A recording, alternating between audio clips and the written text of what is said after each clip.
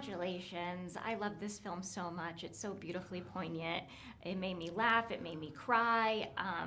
Dame Judy drenched nearly killed me, that line. I feel like in a time when it feels like stats and likes are dictating creative choices, it was so wonderful to watch this love letter to the power of art and music in this case, to connect us to each other and ourselves, especially when made from a truthful place. Tom and Tim, how has the process of making this film, this love letter to kind of creating art, illuminated your personal relationships to storytelling? And that's one for him, for sure. Well, I mean, thank you. And you know, it's funny you say that, because I feel like, you know, I think that is a big part of what the film is about, is the power of music, the power of art, but you know, the need to kind of like root us in something, you know, bigger than ourselves. And I think there is something that runs through this film that is about people understanding their own lives through the art that they created and experienced at various times in their life.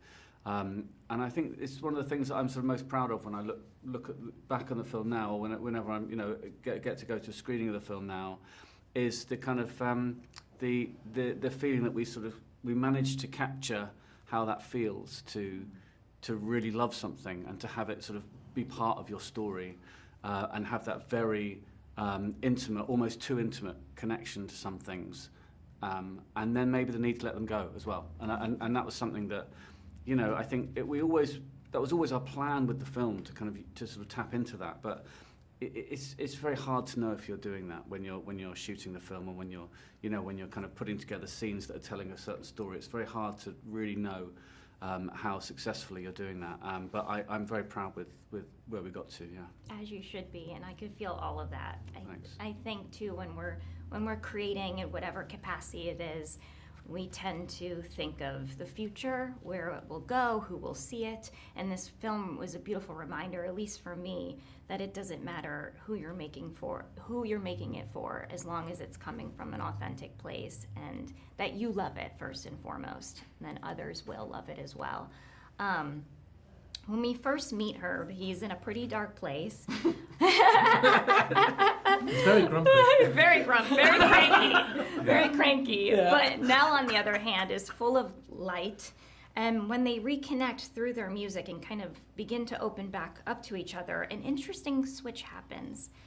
We see kind of Herb begin to heal, and we see Nell's kind of frustrations and wounds seem to open up a bit more. Can you both talk about finding their dynamic and stepping into these characters at kind of different points of their healing process? Well, you can talk about the writing of them. Yeah, I guess, but you know, I think there's, you know, you're right that's exactly the dynamic that they have, and that Herb clearly, you know, there's something about Nell that brings out the best in him, and sort of transports him back to an earlier time, which is more optimistic.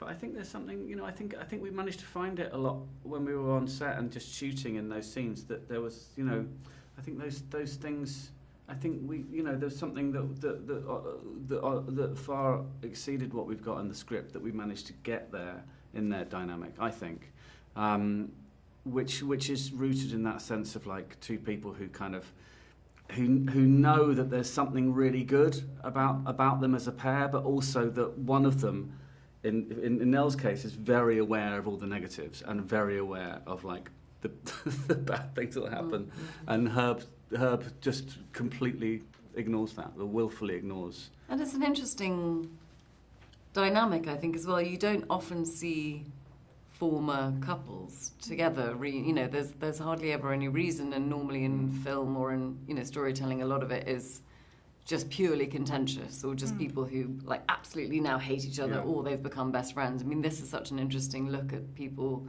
who have this like catalogue of life experience and of music that haven't seen each other, and it ended in such a particular way, and now they're sort of forced into this situation, and watching them kind of figuring that out it is kind of really fun to play, you know. It's interesting to watch. Thanks. Well, I think so. I think so too. Yeah, because I saw it. There was one scene we were talking about the other day where they did a really intense scene one night in the conservatory, Yeah. And if you're not in the scene, you don't see it until way later. And so it's really interesting to see how that fits in. And you're experiencing, having like written and performing in it, you're experiencing lots and lots of things in the film.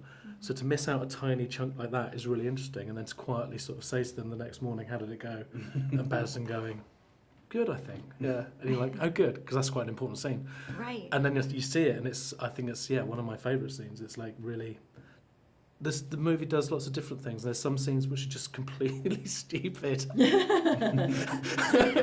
So this one is quite far on one end of the spectrum, and then there's another scene somewhere else where nothing is discussed, and it's just bumbling character stuff, and it's kind of fun and light.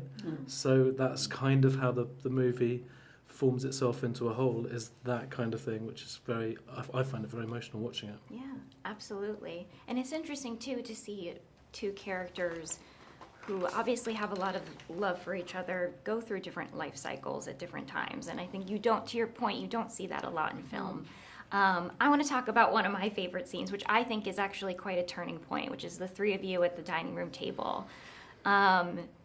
Sort of having that shared experience of the music, and it feels like it's the first time that Charles is able to kind of start to become a tad bit more vulnerable with himself, and sort of this moment gives him that permission to not just be sort of outside looking in at these two, but sort of share in that experience. And then for the two of you, it was also beautiful to see that kind of reconnection and that joy for a moment. Can you just talk about that scene? Anything you'd like to add? I just thought it was lovely.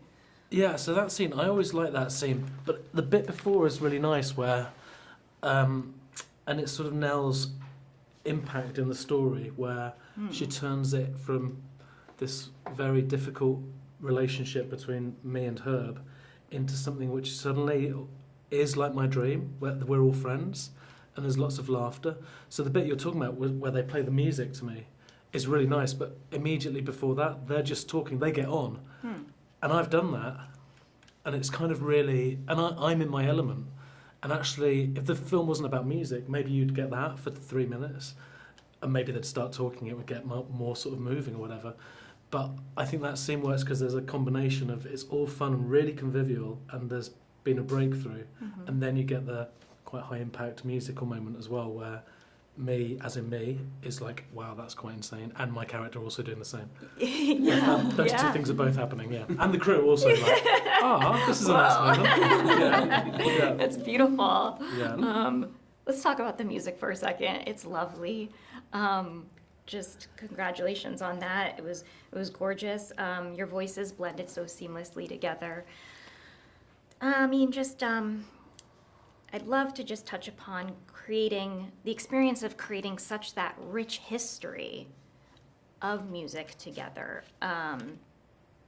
And, what was helpful in finding their sound and their musicality? I mean, do you know what? I think when it comes to like finding the sort of sound of the band, I think it really was just a case of us trying the songs together, and finding what worked. I kind of going, well, that's the band then. You know what I mean? It was like it came that way around rather than something that we kind of tried to impose upon either of us as that we had to achieve. And yeah, I think there was something very organic about the whole process, really. Of just trying the songs and then performing them, and then the takes that we use in the film, the real live recordings that were on set. We didn't change any of the music afterwards, and I really like that about it. I like the kind of rawness of it. I like the fact it's people who haven't played music together for a long time coming back. But yeah, I don't suppose there was anything specifically that we tried to do with that. No, just, I mean, the main thing for me was not feeling sort of terrified of the whole thing, because it's not my kind of wheelhouse. So I was like, my main focus was on being relaxed enough to pull it off. But no, the songs were so good, and they had so much story in them and so much history. And then Tom told me exactly what bits to sing, and I practiced that a bit. Yeah, and then Marcus would tell us whether or not we were in tune, and then and Marcus was like, "You're vaguely in tune," and then we were fine. You're in tune enough. Yeah. Right. Well, I think it sort of is full circle where the songs also came from that truthful place, and they were just beautiful stories in themselves. And so was this gorgeous film. It truly touched me, and just congratulations. And this Thank was you. lovely. I hope it wasn't too painful. Thank you so much. Thank you so much, guys.